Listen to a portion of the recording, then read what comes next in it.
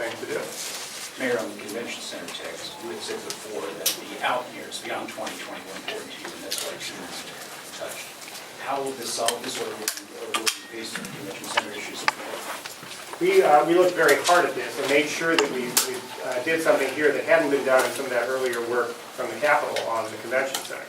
What we did is we laid out in great detail what we thought were not only the needs of paying off the bonds, but the long-term capital needs of keeping that building fresh. We don't want to have a situation at the convention center in 20 years that we have at Target Center now, which is the need to put in more investment. So this plan envisions an ongoing capital funding stream for the convention center. It's not a rich one. It's not fully what we would like, but it's enough. It's a solid plan that lets the convention center move forward. So you really have to look at this as really 3 buildings: the new Vikings home, the new Target Center, and the convention center. Just one other thing. Just poke me when you want to jump in. On the, do the Wolves contribute any money to the Target Center renovation? There will be a discussion about that with both the Wolves and AEG, the owners, and that's going to be ongoing. But not yet. Well, that's going to be ongoing.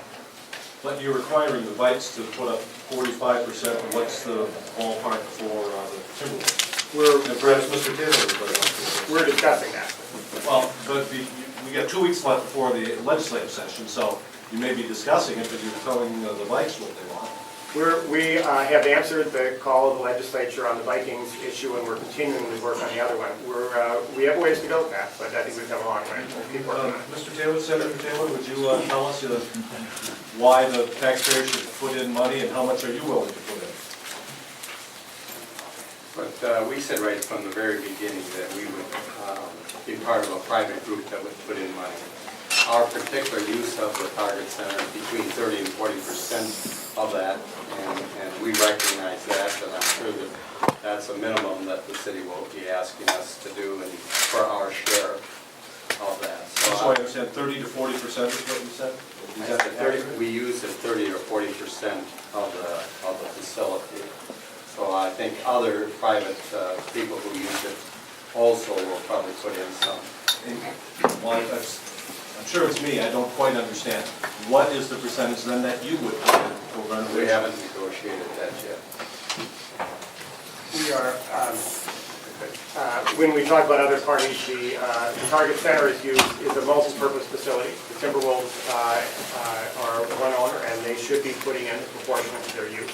We're also talking with AEG, which is the manager, and we're in those discussions very actively now. So you can be expecting more coming forward. We won't have that for you today. Mayor, it seems you have a problem with state funding as well. You need $300 million, and part of this is a pro sports memorabilia tax, a direct satellite services tax. The legislature won't raise taxes to balance the budget. Why would they do that to pay for a stadium in Minneapolis? I felt that my job here was to have the council president and I and the council members come forward with a plan for the local partner. There are many people in that discussion at the state. I obviously have opinions on that, and I'll be helpful on it, but they're going to decide this over at the state. The governor and the legislature, legislative leaders on this have said that the state will put in $300 million. That's their job, to figure out how to do that. Our job is to figure out how to put in our share, and we've done that. This is a tough go. Is gambling revenue a possibility? I have not envisioned that. That certainly is not in our plan. What's important about this is that we've come forward with a plan. Excuse me, let me say this differently. Any plan on doing a stadium in the state of Minnesota is very difficult. If it was easy, this would have been done years ago. But what we're doing is coming forward with a plan that we believe can change the game here. That can say we can do 2 facilities for less. We can put an end to much of the stadium debate in that school, and at the same time be lowering property taxes. So we think we've moved the ball a long way on this. Legislature and the governor are going to have to deal with their part, and we're dealing with our part, but I think we've come forward with a strong plan. You talk a lot about how the city I'm needs... sorry, we'll just walk right through, and then I'll come back here. Go ahead. Thanks, Mayor. Would the Metrodome have to be torn down while the new stadium is being constructed? And if so, how are you pitching the Vikings on that? One of the things that will happen with the Metrodome, and one of the breakthroughs on the construction, is that originally all of these costs were being looked at in trying to realign the facility on the site, and then also completely redo every part of that. Under this plan, roughly 30 to 40% of the building will be reused, and it will stay on the same footprint. That's a multi-million-dollar decision that saves a lot. Think about a pie. Take about a third of that pie out, and that whole piece will be totally new. As you see on the where you see this glass front, this one here obviously is the new Vikings home, and that's in Timberwolves home. That glass front is the part that faces downtown. So there will be this entire piece, I'm going to step away here for a second. This entire piece here will be new. That's the piece of the pie that comes out. Now what's important about that is when you look at Target Field, for instance, and you see all of those special boxes and premium areas and others, that's really what produces much of the revenue in a stadium. That's going to be built totally new. The whole won't have to be redone. The alignment of how the seats will remain the same, but obviously new seats, new roof, and the rest of it will be rebuilt. So roughly 30 to 40% will be the same. Does that get to your question? Well, yeah, how many years then would the, Oh, I'm sorry, yeah. We're looking at 2 to 3 years. We would very much like that to be 2 years. We're hoping it won't be 3 years. We think TCF Stadium offers a great alternative during that time, but this is one of the challenges we face, and I think it's one of the trade-offs for doing it. We think it's worth it. And as someone who, his family were original bondholders in the original Met Stadium, and had season tickets for about 40 years, I kind of think the idea of outdoor football for a little bit of time might be a nice break for the state, but I think we should go indoors, and that's where the transition will come. Go ahead, Tim. You've talked a lot about local government aid and how the state's financial crisis is going to impact Minneapolis, but here we are at crunch time, and you're talking about an NFL stadium and saying no to the city's charter.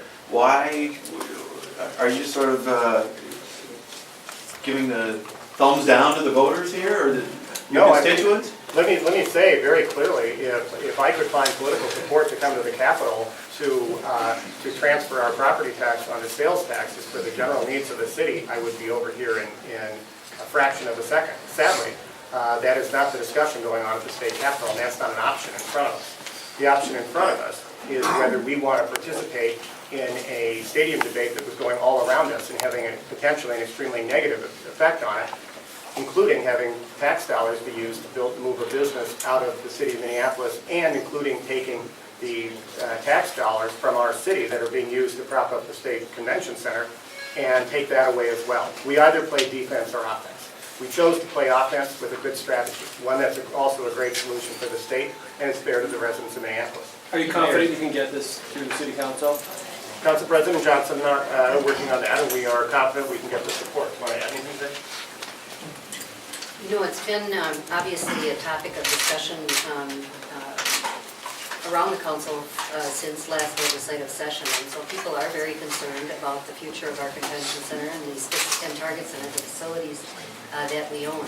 We also know that it's very, very important for Minneapolis to keep more of what we produce in Minneapolis in revenue. And that's one of the things we're trying to accomplish here. We generate money for the entire state through the activities that happen in our city, and we need to keep more of those dollars in Minneapolis. Mayor, can this be done in the remaining 2 weeks? Or can it be a potential agenda item? Ought it to be a potential agenda item, or could it be in a special session?